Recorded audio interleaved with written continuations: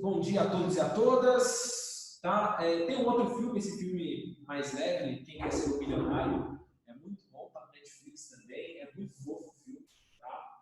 Muito legal, muito bacana, muito gostoso. O filme ganhou o Oscar em 2008, tá? Recomendo também, mostra o cotidiano da Índia. Bem interessante e triste também, né? A pobreza evidente ali, tá? Enfim, eu preciso terminar o absolutismo hoje e aí eu trato de iluminismo também e aí eu fico em dia com vocês, tudo bem? Bora lá. Então, na aula de ontem eu estava falando sobre absolutismo e estava mostrando para vocês que... Alguém está com som ruim. Está com som muito ruim. Deixa eu ver.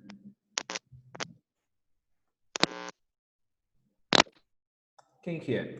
Deixa eu ver. Não, era o Will. Foi. Então, na aula de ontem eu estava falando para vocês sobre o absolutismo, sobre a estrutura do absolutismo, e aí eu comecei a falar para vocês que na Inglaterra ia ser diferente, né? E foi diferente. A estrutura do absolutismo era diferente. Você tinha um parlamento e você tinha também uma nobreza. Lembra que eu falei para vocês que uma nobreza aburguesada, uma nobreza com uma lógica mercantil? Lembram? Espero que sim. Falei ontem isso com vocês, tá bom? Sim, professor. Maravilha, ótimo. E aí o que acontece? Entra uma nova dinastia, né? A dinastia Stuart. E eles aplicam o absolutismo francês na Inglaterra. E isso vai gerar um descontentamento da burguesia e de parte da nobreza, uma pequena parte, aburguesada. E aí você tem uma guerra civil, a primeira revolução burguesa, a primeira revolução que mostra esse descontentamento em relação ao absolutismo acontecendo na Inglaterra. E aí você tem, após a Revolução Puritana, lembrando que na Inglaterra você tem dois grupos muito fortes religiosos. Os anglicanos, que é a religião da coroa, a religião do rei ou da rainha, e os puritanos. Quem são os puritanos? Os calvinistas. Então, é a religião da burguesia, em que você lucrar, fazer comércio não é pecado, não é considerado pecado. Percebam, você tem, então, duas religiões protestantes protestaram contra a Igreja Católica, romperam contra a Igreja Católica. Preste atenção nesse detalhe que vai ser fundamental daqui 2 slides, tudo bem? Beleza? Então, seguindo, o que acontece? Você tem essa revolução puritana em que a cabeça do rei é cortada. O líder dessa revolução está aqui nessas duas imagens aqui, né? O cara com o chapeuzinho e ele aqui, é o Oliver Cromwell, segurando a cabeça do rei do Carlos I, tá bom? E a sua família fugiu, a família do Carlos I fugiu para a França. Bem, na República de Cromwell, o que é bom destacar? Duas coisas. Primeiro, ele foi considerado, ganhou o título de Lorde Protetor da Inglaterra, portanto, a Inglaterra, ela vive uma ditadura do próprio Oliver, isso é interessante, né? É uma revolução contra o autoritarismo do rei, mas aí você vê, entra um Lorde Protetor com poderes ditatoriais. O Oliver Cromwell com poderes ditatoriais. Mas qual que é a diferença aqui, senhoras e senhores? A diferença é que ele apoia uma lógica burguesa, uma lógica mercantil, né? Interesse da burguesia e também de parte da nobreza, que está aburguesada. Então, o problema aqui, né, deixa a crítica, né, que tipo, será que o problema era o autoritarismo do rei ou o projeto econômico do rei? Um projeto mercantilista, um projeto mais agrário, né? Um projeto mais pensado na nobreza e assim por diante. Não tão com uma nobreza, eu falei, né? Isso, uma lógica mais ligada à terra, a questão da propriedade, da uma agricultura mais de subsistência, propriedade da terra e assim por diante, né? Bem, ele tem poderes ditatoriais, então, esse Lorde Protetor, o Oliver Cromwell, e uma outra coisa que ele faz durante a sua república é os atos de navegação. O que são os atos de navegação? Os atos de navegação funcionam da seguinte maneira, turma, isso aqui é importante. É uma forma da Inglaterra ser soberana na questão marítima, ser soberana nas rotas marítimas. E como que ela vai fazer isso? Como que ela vai conseguir ser soberana? Bem, a grande rival da Inglaterra nesse período é a Holanda, e a Holanda fica pistola com esse decreto de navegação. Por que ela fica pistola com isso? O que acontece? Qualquer pessoa que queira comprar ou vender da Inglaterra, o transporte dessa mercadoria, tanto de quem quer vender ou comprar da Inglaterra, o transporte dessa mercadoria tem que ser feita com navios ingleses e metade da tripulação tem que ser inglesa. Qual que é o objetivo do Oliver Cromwell? Ter o domínio dos mares, o domínio das rotas marítimas. Fazer com que as principais rotas fiquem nas mãos da Inglaterra. Quem quiser comercializar com a Inglaterra vai ter que aceitar esse decreto. Para comprar ou vender da gente, o transporte tem que ser feito com um navio britânico e metade da tripulação tem que ser britânica também. Mais da metade da população tem que ser da tripulação tem que ser britânica. Então, através desse ato de navegação, você começa a ter essa hegemonia marítima da Inglaterra. Essa hegemonia marítima da Inglaterra. Certo? Será a senhora dos mares. Não à toa que por causa disso vai depois deflagrar uma guerra contra a Holanda. Tudo bem? Esse é o ato de navegação, é isso que acontece aos dois fatos importantes aqui da República de Cromwell. Tudo bem? Beleza? O Cromwell ele vai morrer, tá? Ele morre, o seu filho assume, só que seu filho não tem a mesma articulação que o pai, ele é deposto, e aí o parlamento fala, beleza, o que a gente vai fazer?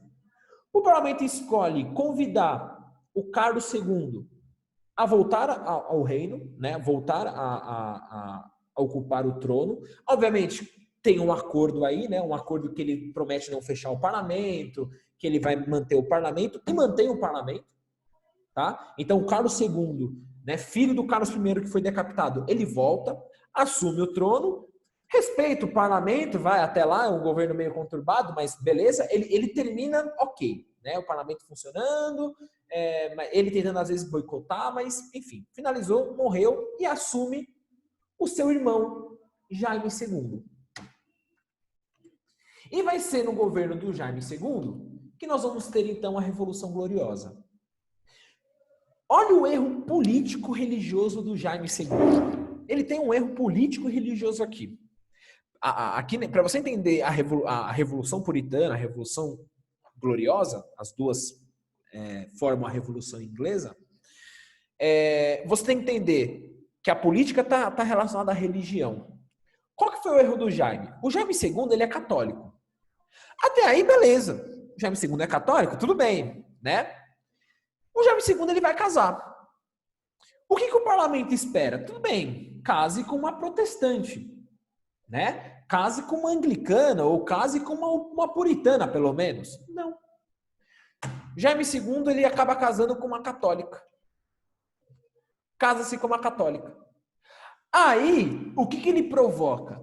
Ele provoca a união do parlamento. A união entre nobres e burguesia. Entre anglicanos e puritanos. Porque assim, eles aceitam qualquer coisa. Menos isso. Menos serem comandados por um rei católico. Porque o filho, então, seria naturalmente o quê? Católico. Né? O governo católico. O herdeiro católico. Então, o parlamento ele se une, né? Volta à época dos Tudors, quando as coisas, você tinha uma união entre nobreza e burguesia, mas aquela união, na época dos Tudor, presta atenção nisso, hein? Presta atenção nisso. Aquela união, na época dos Tudor, era uma união econômica, né? A burguesia ficava rica, a nobreza vendia cada vez mais lã, né? Para essa burguesia. Essa era a relação. Aqui a união religiosa. Fala, peraí, o herdeiro vai ser católico? Mas eu, puritano, e você, anglicano, lutamos contra a Igreja Católica. Contra os arbítrios da Igreja Católica. A origem da nossa religião é protestar contra a Igreja Católica. Você tem a união, então, do parlamento, puritanos e anglicanos. E aí você tem essa Revolução Gloriosa, conhecida como a Revolução Sem Sangue. Porque o exército, as armas, o Jaime II ele ficou excluído. Politicamente, religiosamente, militarmente. O exército não ia respeitar, né, o exército britânico não ia respeitar um rei que ia colocar no trono um católico. Aqui, então, o que o parlamento, quem ele conclama? Chama Guilherme de Orange, se eu não me engano é genro ou cunhado do Jaime II. Guilherme de Orange pega suas tropas, chega na Inglaterra, retira Jaime II e assina a carta, a famosa carta, a Carta de Direitos, Bill of Rights. E é a partir da família do Guilherme de Orange que nós temos, então, até hoje, né, aí no trono britânico, a Elizabeth II. Se você não tiver nada para fazer na sua vida, desde que você, né, só se você gostar muito, né, pega aí o Guilherme de Orange e vai vendo filho, filho, filho e assim por diante. Toda a sua árvore genealógica você chega na Elizabeth II, tá? Professor, você fez isso? Você fez isso? Fiz. Eu lembro que eu fiz há muitos anos atrás, quando eu estava, acho que na faculdade ou no colegial. E aí eu falei, caraca, que da hora. Depois de uma hora, né, tá? Porque até você achar quem é o certo e tal, enfim. Eu acabei chegando na Elizabeth II e tá aí a Revolução Gloriosa. E o parlamentarismo inglês, o modelo de governo inglês, a partir de 1685, é o que nós temos hoje, né? Até hoje. A Bill of Rights é a carta que funciona até hoje na Inglaterra. Então aí quase 300 anos, mais de 300 anos aí funcionando. Beleza? Certo? Então, ontem nós vimos o auge do absolutismo, né? O funcionamento do absolutismo e mostrando que a França é o grande exemplo disso, certo? E aí, na Inglaterra tem as diferenças e aí, obviamente, a crise desse absolutismo, a primeira crise do absolutismo. Oxe. Não vai entrar, não. E aí vemos...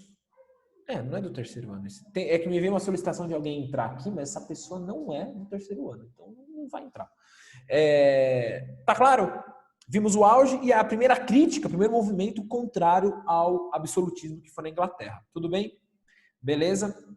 Ora, mas essa revolução, a Revolução Inglesa, que é Revolução Puritana mais Revolução Gloriosa, qual que é a sua base ideológica, né? Quais são as ideias que sustentaram a Revolução Inglesa? E aí eu entro na aula de hoje, tá? Vou finalizei então o absolutismo, que era para ter terminado ontem, tá? E entro então na aula de hoje, que é o Iluminismo, tá? Iluminismo. O Iluminismo que vai acabar, que vai sustentar essa grande crítica ao absolutismo. Aula 11, Iluminismo, tá? Para aqueles que... Ontem eu recebi quando que vai ser a prova trimestral de vocês, tá? A prova trimestral de vocês, ela ocorrerá no dia 12 de junho, tudo bem? E o que vai cair na sua prova? A aula de ontem, que eu terminei agora, a aula 10, aula 11, a aula de hoje, e a aula 12, então na próxima quinta-feira, tudo bem? São essas 3 aulas que vão cair, tá? 10, absolutismo, 11, absolutismo e Revolução Inglesa, 11, iluminismo e 12, vocês vão ver aí qual que é o tema da aula 12, é sobre Estados Unidos, tá bom? Beleza? É isso. Então, bora lá, vamos ver essa crítica ao absolutismo que vem aí, ou então o iluminismo. Uma coisa importante, e eu acho que eu comentei ontem com vocês, creio, se eu não comentei, eu comento agora, tá? Olha como é conhecida a época do absolutismo, Antigo Regime. Esse nome ele foi dado pelos teóricos, pelo pós-absolutismo, né? Esse mundo já em que já foi concretizado as ideias iluministas. Então, o antigo regime, o que é velho, arcaico, retrógrado, podre. Ai, professor. Isso, na visão dos iluministas, esse é o antigo regime. Né? Esse período do início desse absolutismo que aconteceu lá na Baixa Idade Média, né? O início dessa estrutura absolutista, é conhecido como a Idade das Trevas. Né? O iluminismo que dá o nome da Idade Média de Idade das Trevas, a Idade da Escuridão. E aí o iluminismo está aí no próprio nome. Nós somos a época das luzes, em que as coisas vão se iluminar, as coisas vão ficar mais claras. O que eles querem clarear? O que eles querem combater? Quais são as características do absolutismo que nós vimos ontem? Poder divino, né? O rei como poder, com esse poder, como um ser divino. E aí aqui, né, de novo, quando eu falo absolutismo, pensa na França, tá? Não na Inglaterra, como eu falei para vocês, a Inglaterra é exceção. O modelo a seguir do absolutismo é o modelo francês. Então, o rei com poder divino, e confirmado pela Igreja Católica, esse poder divino, o rei como ser divino, a censura, você não tinha liberdade de expressão, você não podia criticar o rei, e uma violação das leis. O rei não tinha limites. Então, se ele decretava uma lei para você, camponesa, camponês, eu que sou um nobre, o rei vai decretar uma outra lei. Ele viola as leis. A lei que era para valer para toda a região, na verdade, depende. Se você for um nobre, vai funcionar de uma maneira. Se você for um camponês, funciona de outra maneira. Só que aí vem o iluminismo. O iluminismo combate o poder divino já. Porque o humanismo, ele acredita que o poder não vem de Deus. A capacidade do ser humano não vem de Deus, mas está dentro dele. Dentro de nós. Está dentro de você. Ai, que fofo. Você é capaz. E aqui não é negação de Deus, hein? O iluminismo não nega Deus. E ele até confirma, você é tão capaz que você tem um pouquinho de Deus em você. Você não é criação de Deus? Pela lógica cristã? Você não é criação de Deus? Você tem um pouquinho de Deus em você. Então você é capaz. Ai, meu Deus. O ser humano é capaz. E qual que é a promessa do iluminismo? Qual que é a promessa que eles fazem?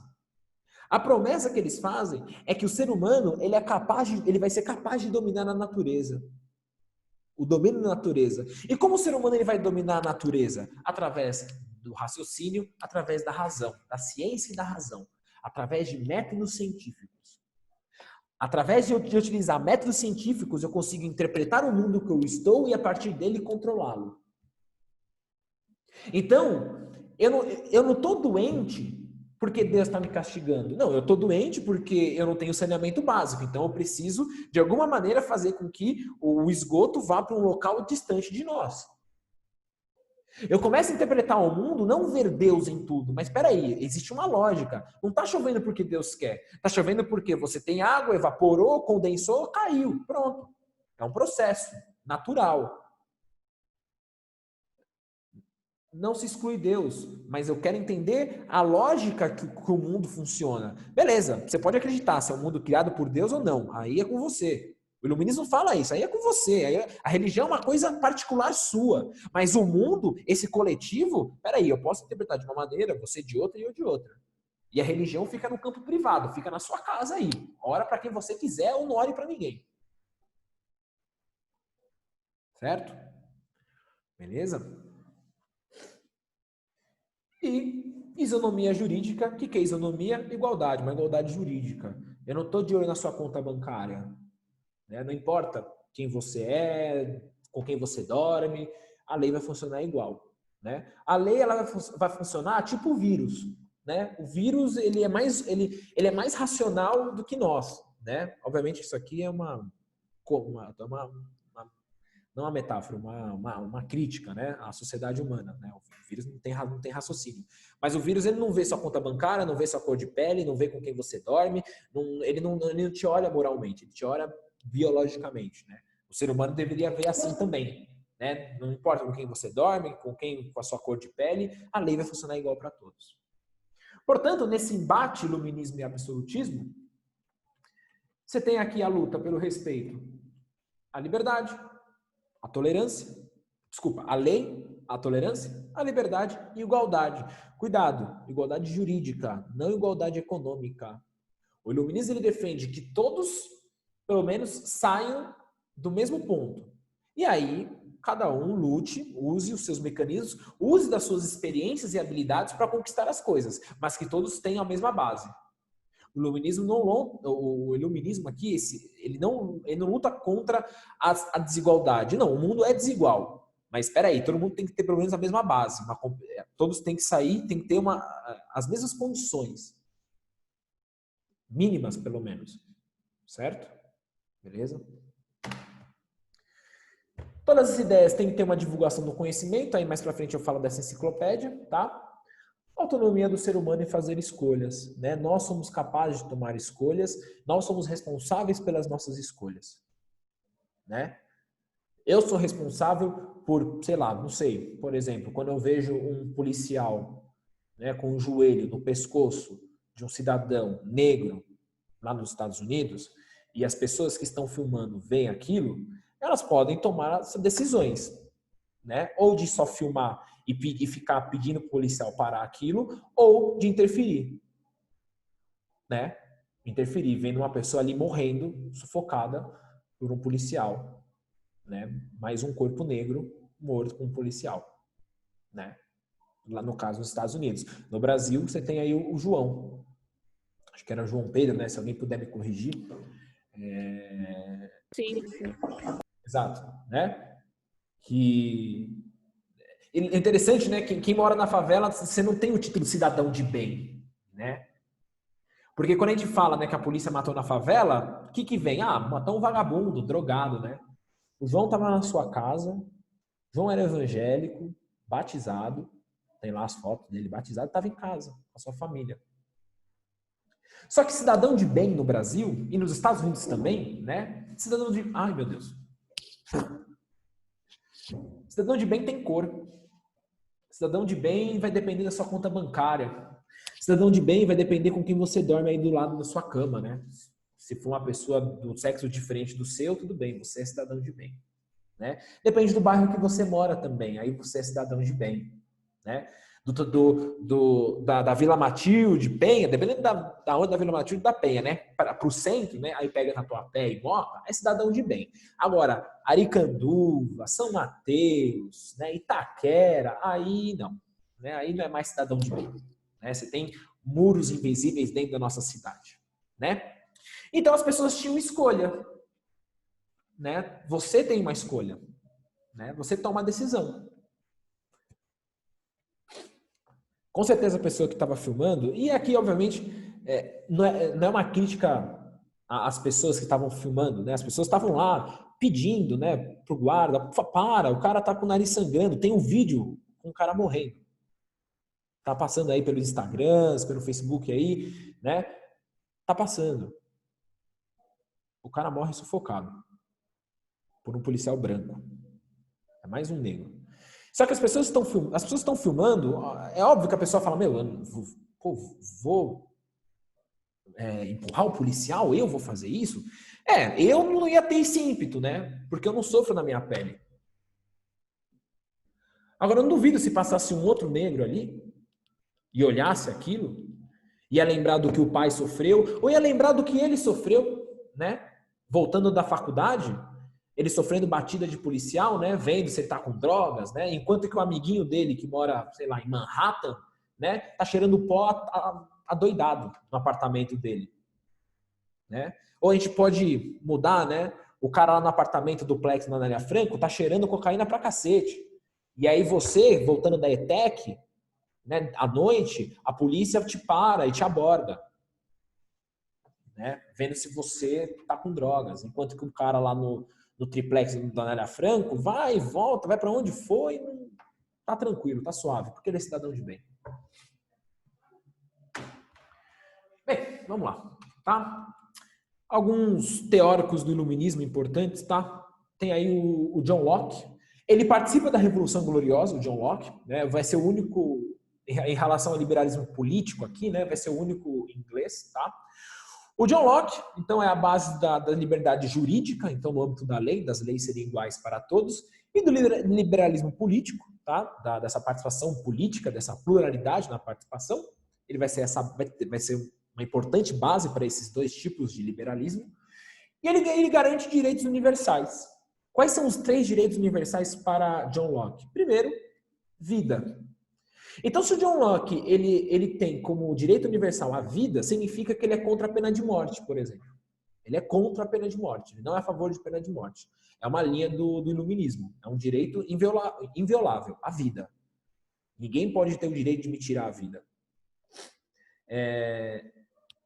Se alguém tem um pai, uma mãe que faz faculdade de direito, pergunte para eles para que serve o Código Penal.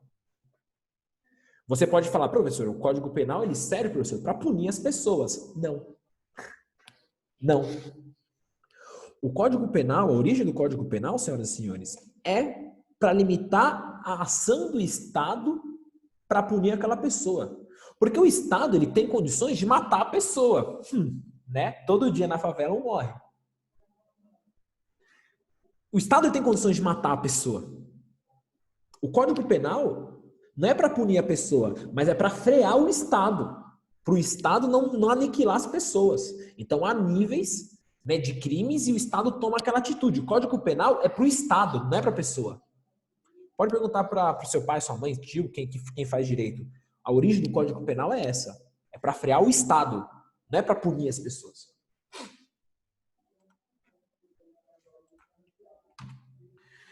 Liberdade, né? Então, é contra a servidão, por exemplo, o modo que você tinha no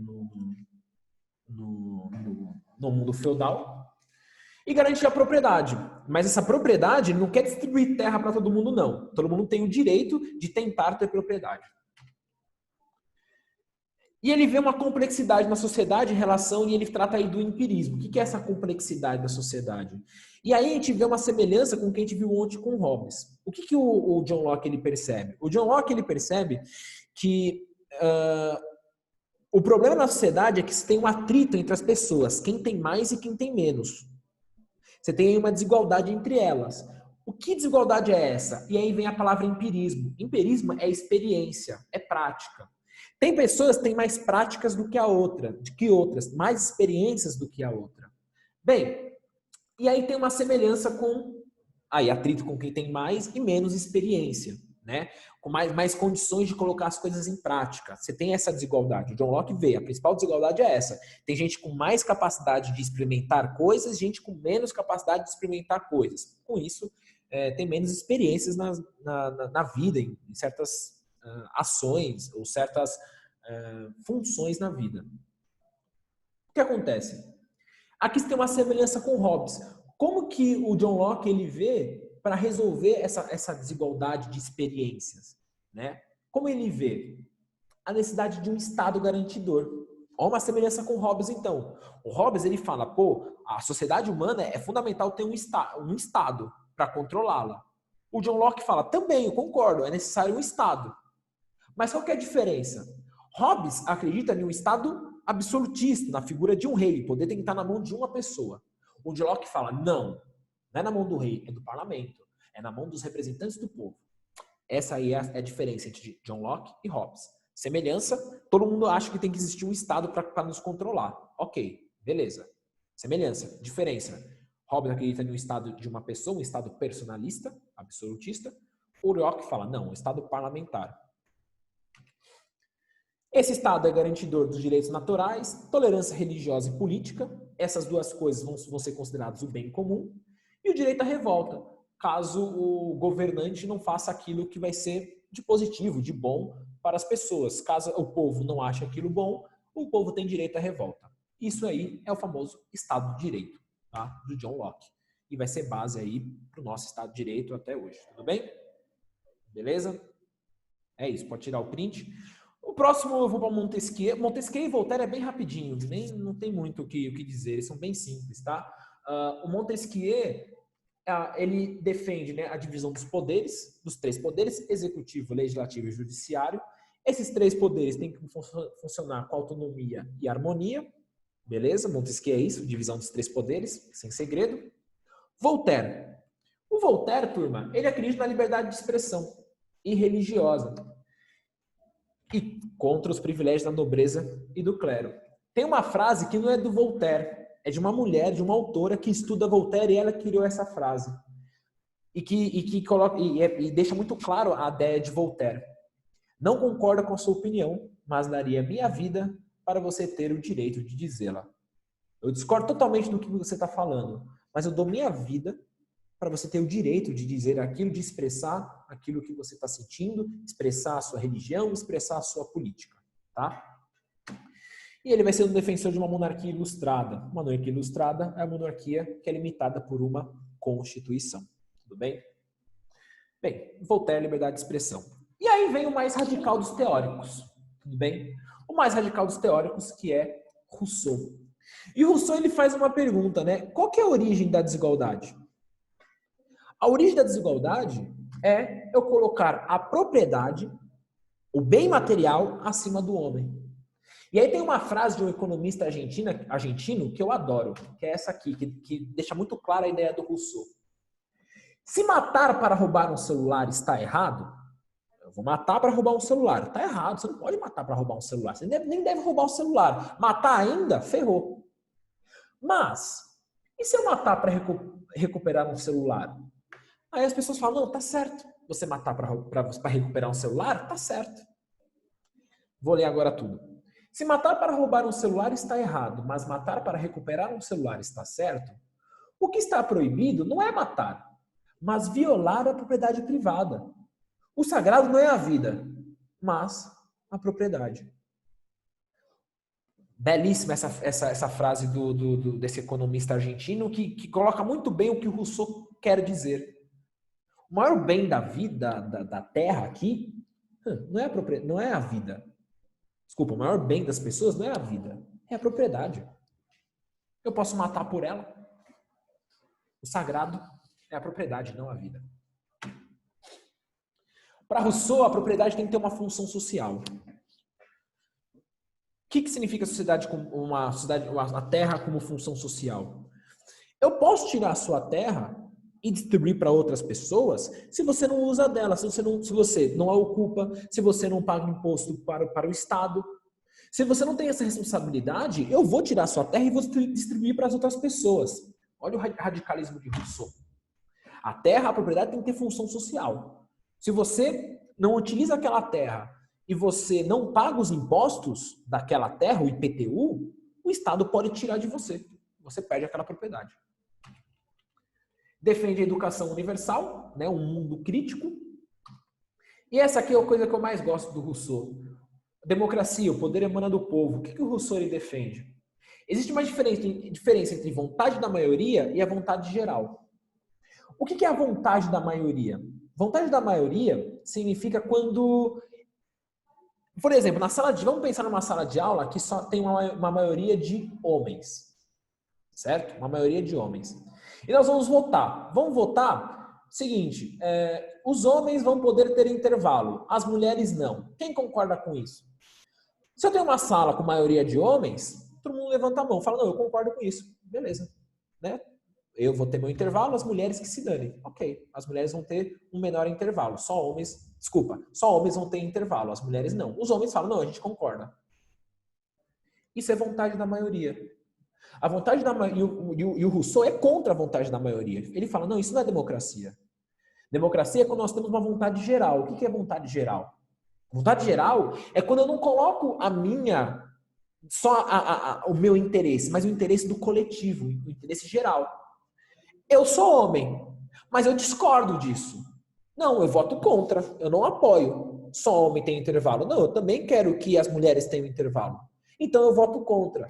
Isso é vontade geral e é isso que Rousseau defende.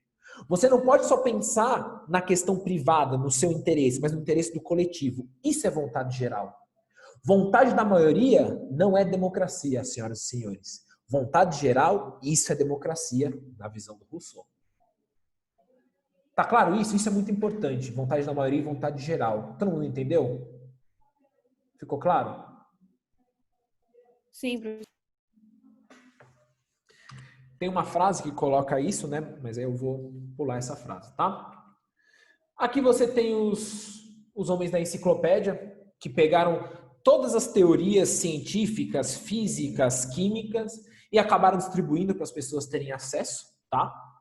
Então, o D'Alembert e o... Ah, meu Deus! Ah, esqueci. Um é o D'Alembert, o outro é o... Peraí.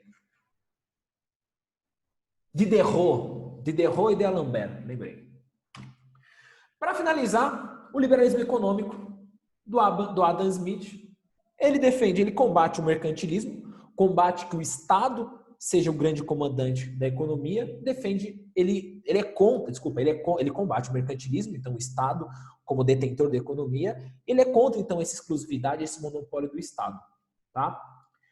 O liberalismo clássico do Adam Smith, o que ele vai defender? Que a origem da riqueza ele vem do trabalho e não é da terra, como acreditavam os fisiocratas, é do trabalho que é o valor das coisas, tá? A grande origem da riqueza é o trabalho e não a terra. E ele defende aí a livre concorrência e o livre mercado, né? A concorrência garante o melhor preço, o melhor produto e assim por diante. Tudo bem? Beleza? Bem simples, bem tranquilo. Turminha, rapidinho, lição para o dia 5/6, para me entregar, capítulo 10, capítulo 11. Vou colocar no site do colégio, porque o tempo já está acabando, tá? Tirem um print e façam esses exercícios, porque esse é tema da prova. Capítulo 10, capítulo 11, quinta-feira que vem eu trato do capítulo 12. Beleza? Beijo, revejam essa aula. Qualquer dúvida, manda pergunta para mim lá no chat. Estarei à disposição de vocês, tudo bem? Qualquer horário. Beijão, meus amores. Tchau, tchau. Tchau, professor.